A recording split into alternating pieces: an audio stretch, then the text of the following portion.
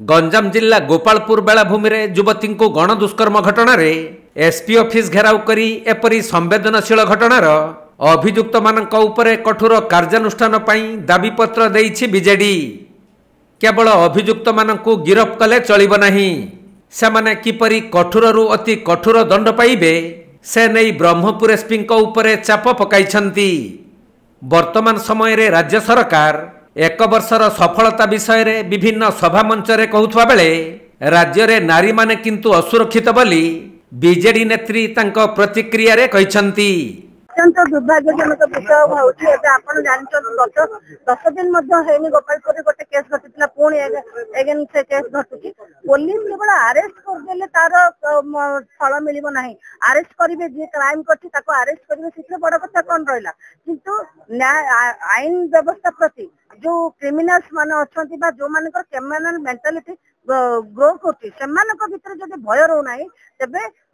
आमे एटा को सफलता आछि बोली कहबा नाही। एवं विशेष करी आपण देखिबे पूर्व सरकार रे आमे महिला माने एते सुरक्षित थिले जे कोनोसी जगह को जे कोनोसी मुहूर्त रे जाई परथिले, किंतु वर्तमान हमको भय अवस्था आसी गलुनी।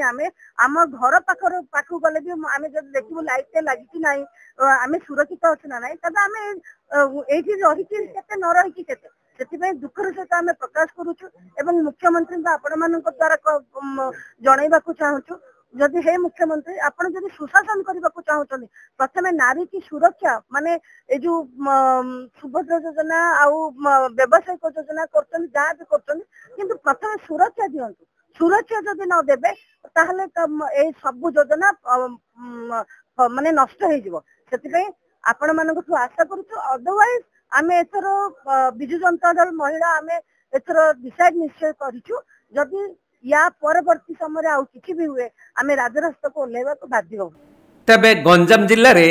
बारंबार एही परी लज्जाजनक घटना घटुथबा बीजेडी अभियोग करिछि। तेणु गोपालपुर बेलाभूमि रे जेउ अभियुक्त माने युवती को गण दुष्कर्म करिसंती सेमानंकु एपरी कठोर दंड दिया जाऊ जहा अन्य अपराधी पई उदाहरण हेबो। एही परी अभियोग नहीं वर्तमान राज्य रे मुख्य विरोधी दलर भूमिका बहन करुथबा बिजु जनता दलर नेतृवृंद माने ब्रह्मपुर एसपी को साक्षात करी दाबीपत्र प्रदान करिसंती। आउ एही घटना रे पीड़िता युवती को सठिक न्याय न मिलिले राजरास्ता को ओह्लाइबार चेतावनी दैछंती। आज गंजाम जिले में जदि देखिए प्रत्येक दिन रेप, प्रत्येक दिन मर्डर एवं प्रत्येक दिन चोरी डकायती बर्तमान माति अपराधी माने निश्चित भाव कोटी ना कोटी देखा जाउछि अपराधी मानकर भय छाड़ी एवं ये सरकार आसवा पर विशेष भाव कारण ये सरकार कहते ओडिशा को नंबर 1 स्टेट करेंगे जहाँ परिलक्षित होउछि। बोध हुए आमर दुर्भाग्य ओडिशावासी ओडिशा रेप रे मर्डर रे ए गण दुष्कर्म एवं चाइल्ड अब्यूजमेंट रे एवं डकायत रे बोध निश्चित भाव नंबर 1 स्टेट हवा पे जाउछि आगु एवं सरकार ए सरकार आसवा पर जो प्रतिश्रुति देथिले से प्रतिश्रुति पालन करिबार विफल होइछन्ती, लोकों को सुरक्षा देवार विफल होइछन्ती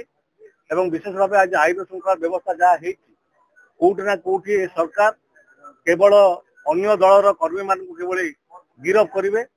से पुलिस प्रशासन को लगौन काम लगौन एवं जी नाली गामछा पके जय श्रीराम कहला जो भी अपराध कले ताकू माफ एवं मंत्री एरिया रे जी प्रतिनिधित्व कर गोपालपुर से कैबिनेट मंत्री तीन विभाग मंत्री अति संवेदनशील एवं दुर्भाग्यजनक तांकर प्रतिक्रिया गोटे आप देखिले अल्प दिन तले 2टी दुष्कर्म होला एवं काली गोपालपुर भली पर्यटन स्थल जो पर्यटन स्थल सारा पृथ्वी रे ना रही एवं गोपालपुर को लेकिन आम गंजामवासी कहीं ओडिशावासी गर्व अनुभव कर पर्यटन स्थल एक दुर्भाग्यजनक निंदनीय घटना घटवा गंजामवासी ये गोटे प्रश्नवाची होती एवं गंजाम ना गोपालपुर ना आज सारा विश्व दरबार में बदनाम होती सरकार दायी एवं स्थानीय प्रतिनिधि माने जदि प्रतिक्रिया प्रकाश करते जदि किभली पुलिस काम कर तागिद करते एवं तापर जदि आलोचना करते बारंबार ये घटना घटाई अपराधी माने साहस कर आपण देखिथिबे विगत सरकार रे माननीय पूर्वतन मुख्यमंत्री नवीन पट्टनायक सरकार समय कोविड वातावरण थिला आपण माने सांबादिकता अछंती आपण माने समस्त देखिछन्ती 24 वर्ष भितरे आमे अपराध को केबळ भाबे नियंत्रण करथिले एवं ए नवीन बाबू को परे ये जो सरकार आसीची जो सरकार लोक मान को बहु प्रतिश्रुति देथिले एवं आज ताहा प्रतारण रे पलटिची एवं विशेष भाबे आज लोक बाहर बुलिबा पई चलिबा पई एवं घरे रहिबा पई बहुत असुविधा मन करछन कारण डकायत राजधानी मर्डर एवं गैंग रेप एभली कार्यक्रम बढ़िबार लागि तेणु सरकार को आम तागिद करूँ तुरंत एभली आईन श्रृंखला व्यवस्था के सुधीर से दृष्टि दिंतु नचेत विजु जनता दल आगामी दिन में नवीन बाबू नेतृत्व में राजरास्ता को ओह्लैया बाध्य हो। गंजाम जिल्लारू अजित कुमार पट्टनायक रिपोर्ट कोणार्क लाइव।